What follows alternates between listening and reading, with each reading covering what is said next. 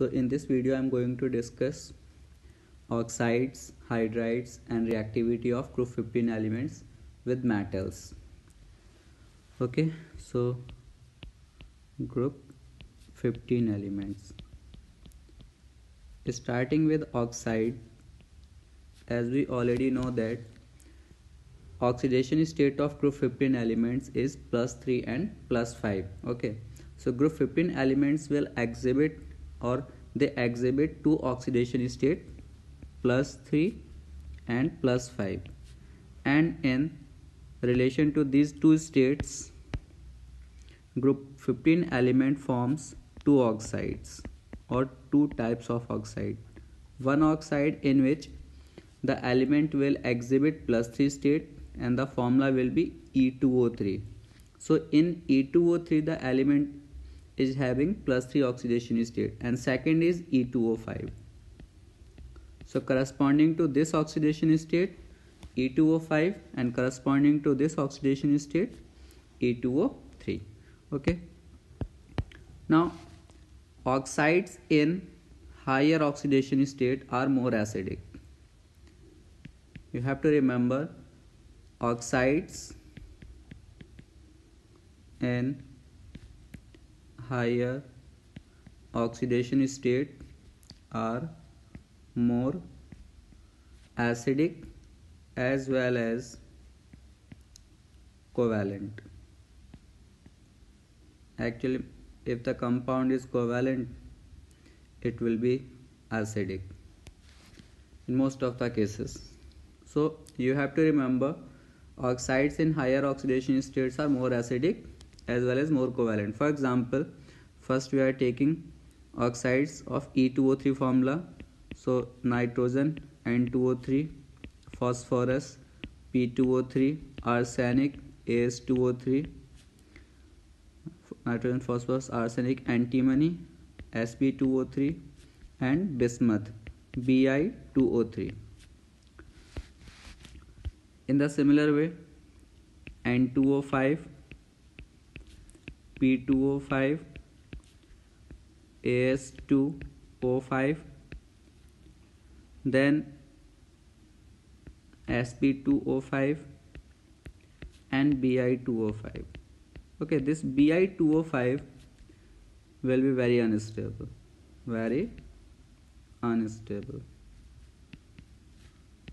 because of inert pair effect. We know that bismuth has a stable state of +3, so this is stable because in this bismuth is having +3 state, and bismuth can exhibit only +3 state. It cannot exhibit +5 state due to inert pair effect. But still we are writing, and you have to remember this is unstable. Next is, if someone asks you out of N2O5 and N2O3, which one is more acid? This is an important question. Which is more acidic? So answer will be N2O5, because in this nitrogen is in +5 state, higher oxidation state is in +5 state. So higher oxidation state, more acidic character. And one more thing, all the oxides in +5 state are acidic in nature,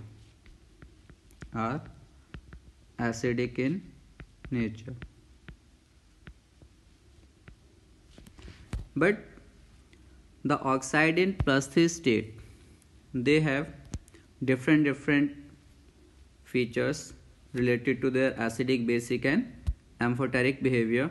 For example, N2O3 and P2O3. Okay, so oxides of nitrogen and phosphorus, these are purely acidic.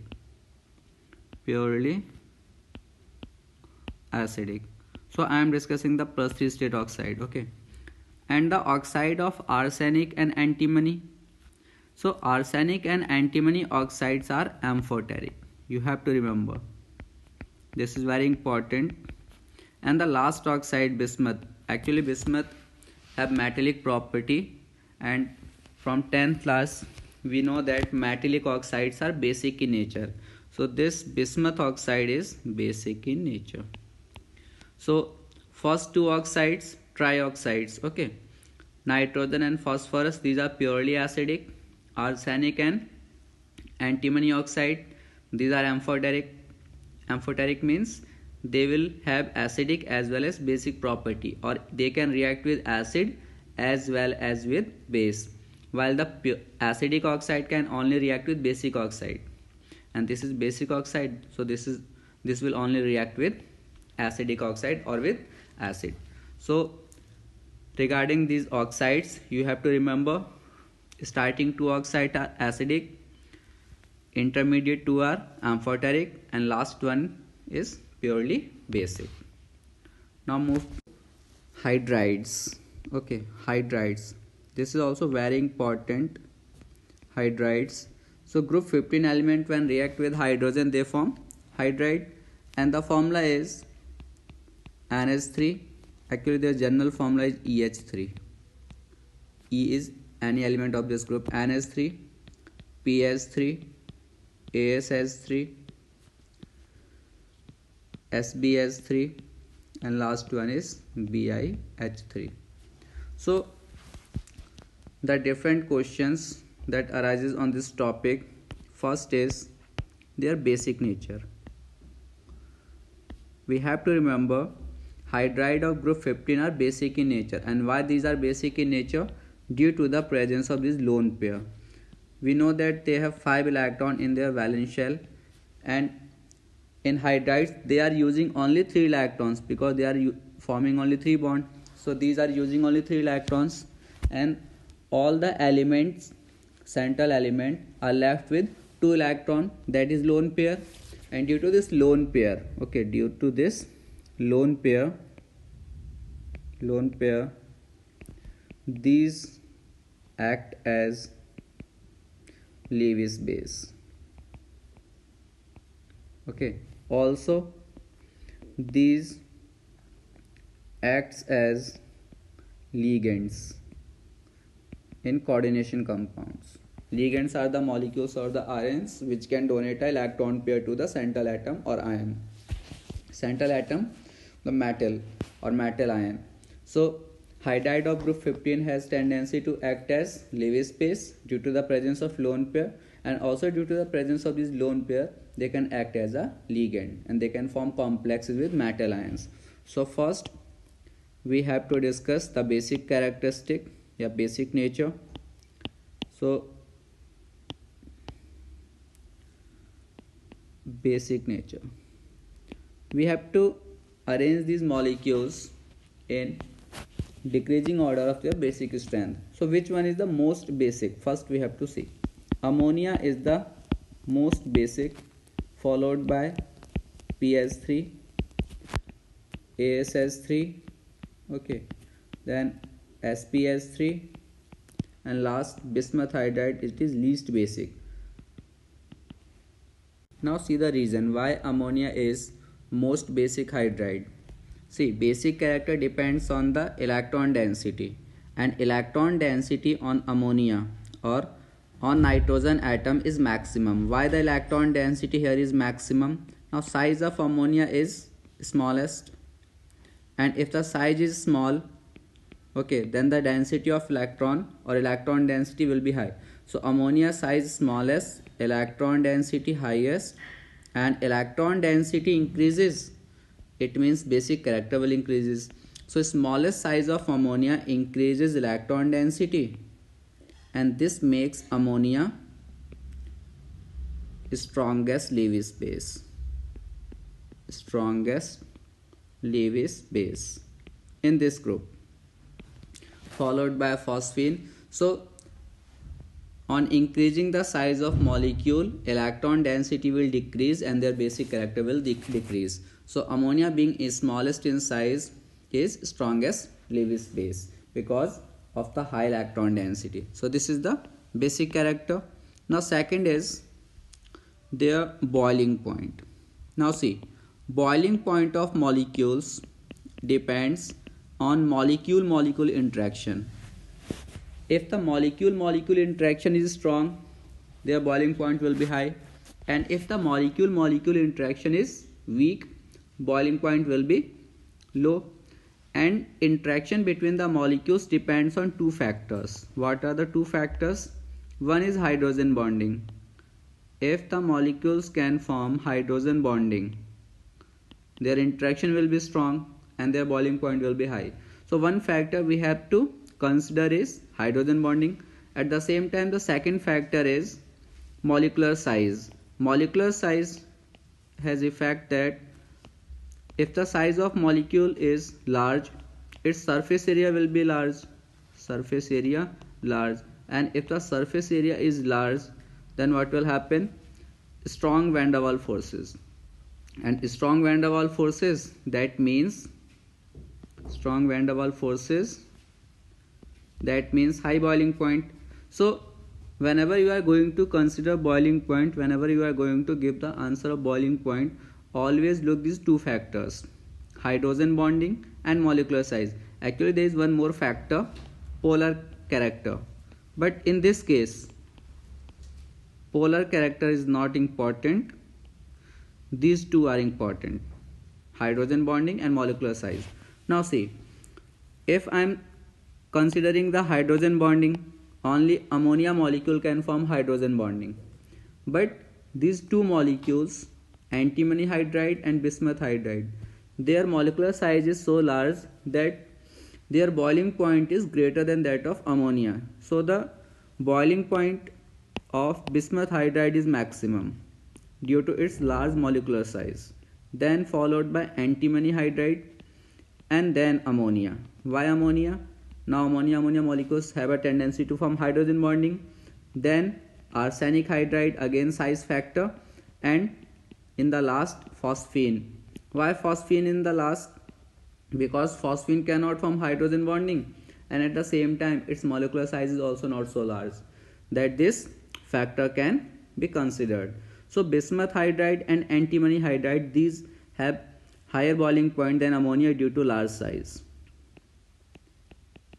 Then ammonia, hydrogen bonding. Again, these two have to be considered on the basis of size. So size of arsenic hydride is greater than phosphine. So again we are considering size. So this is little bit exceptional, but not exceptional. You can understand the reason. Bismuth hydride and antimony hydride being large in size, their boiling point is highest, followed by ammonia due to hydrogen bonding. And again the two remaining two, that will be considered on the basis of their molecular size. So this is the trend of boiling point. The topic is their reducing character. Now reducing character means the tendency to release their hydrogen. So the hydrogen will be lost easily when the bond between central atom and hydrogen is weak. So considering this factor, we have to now see the hydrogen and element bond dissociation enthalpy, EHH. So if this EH bond is strong, then the tendency to release H will be difficult and the molecule will be having less reducing character, because more reducing character means it can easily lose its hydrogen. So if the bond dissociation enthalpy between element and hydrogen is strong or high, then the bond will be strong and it will be less reducing character. The molecule will be having less reducing character. So the strongest reducing agent will be that molecule which has least bond dissociation enthalpy between central atom and the hydrogen, and this belongs to bismuth hydride. So bismuth hydride is strongest reducing agent, followed by antimony hydride, then arsenic hydride, PS3, and least ammonia. Why ammonia is least reducing character? or why ammonia is having least reducing character? Because size of nitrogen, see, nitrogen, hydrogen, hydrogen. Now size of nitrogen is small size. Hydrogen is also small. So when the two atoms are having similar size, the bond is very strong. And if the bond is strong, its bond dissociation enthalpy is high. So if the bond dissociation enthalpy is high, the bond is not going to be broken down easily, and it will be having least reducing character. Now see this molecule, bismuth hydride. Bismuth, it is the largest atom of this group. Okay, very large size, very large size. And what about hydrogen? Smallest or small. Again, now they are having very large size difference, and if the size difference is large, this bond will be weak because they cannot have effective overlapping.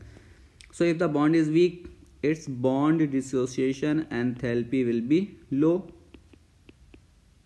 So bismuth hydride is strongest reducing agent because it can readily lose its hydrogen. Strongest reducing agent. So reducing character decreases from top to bottom because with increase in the size of central atom, the bond dissociation enthalpy decreases, and this makes that molecule strongest reducing agent. Now the third is very similar to reducing character, and that is thermal stability. Now what is meant by thermal stability? We are heating a molecule, and up to what level it can resist that heat, or up to what level its bond is not going to be broken down, that will make it thermally stable. So the most stable molecule is ammonia because its bond is very strong.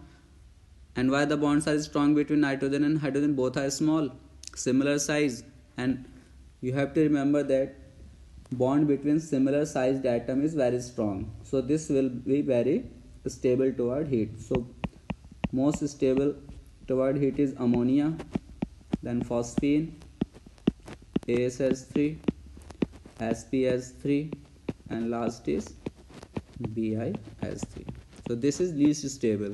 While least stable, bond between bismuth and hydrogen being different in sizes is very weak. So on providing very little amount of heat or thermal energy, bond will be broken down. So this is least stable and this is most stable toward heat. So these four topics, first basicity, boiling point, reducing character, and thermal stability. These are very important topic for this board exam. Now next is reactivity towards metals. Now all the element of group 15 reacts with metals to form binary compounds. So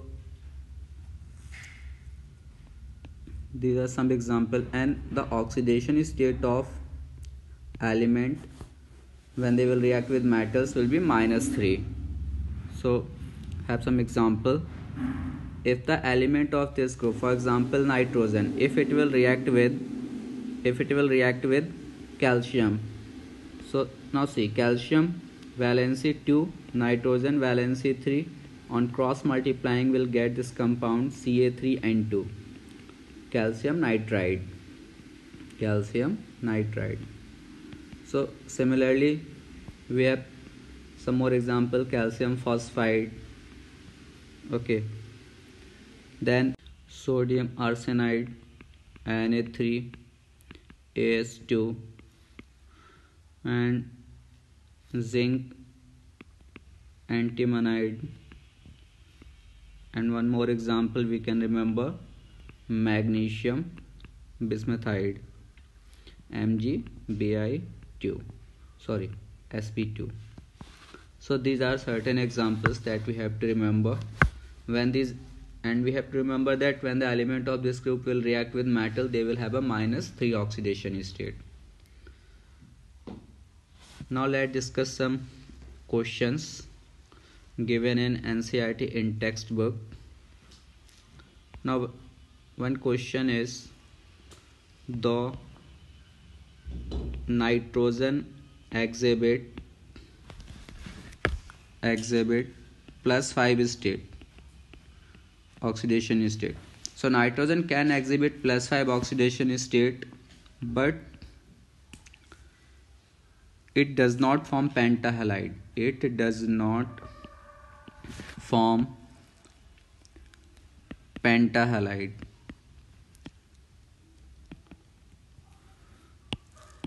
It does not form pentahalide. Why? Now see, oxidation state it can exhibit of +5 by using its lone pair, but in order to form pentahalide it has to form 5 bonds, and in order to form 5 bonds it requires d orbitals, because any element can form 5 bonds by using this hybridization sp3d. And the problem with nitrogen is that it has s orbital, 3p orbital, but it does not have d orbital. So when it does not have a d orbital, how it can form 5 bond? So the answer is nitrogen does not form pentahalide. Why? Due to absence of d orbitals. Simple answer. Now next question. Why pentahalides are more covalent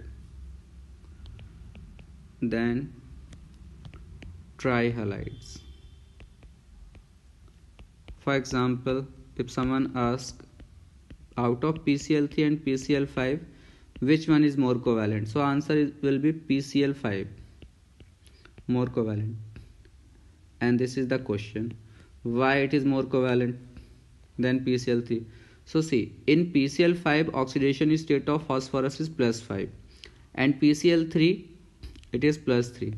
So any element, if it is having two oxidation state, +5 +3, or one higher state and one lower state, so always remember the compound in higher oxidation state are more covalent according to Fazan rule.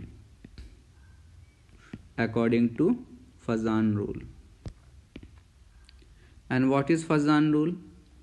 If element is in higher oxidation state, its polarizing power increases.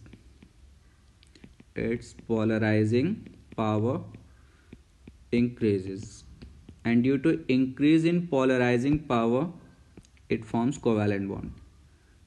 Polarizing power increases and it forms covalent bond. So if we consider two elements in +3 state and +5 state, always remember higher is the oxidation state, higher will be its polarizing power. Out of P5, मतलब phosphorus in +5 state and phosphorus in +3 state, phosphorus in +5 state is more polarizing. It has a tendency to change the charge of any other anion more than phosphorus in +3 state. This topic Fazan rule is of 11th class chemical bonding, so I am not going to discuss it in detail. Just remember, in order to give the answer for covalent character, we have to utilize this Fazan rule. And what it says? It says that element in higher oxidation state has more polarizing power, and more polarizing power means more covalent character. That's why pentahalides, where element is in +5 state, will be more covalent than trihalide, where the element is in +5 state.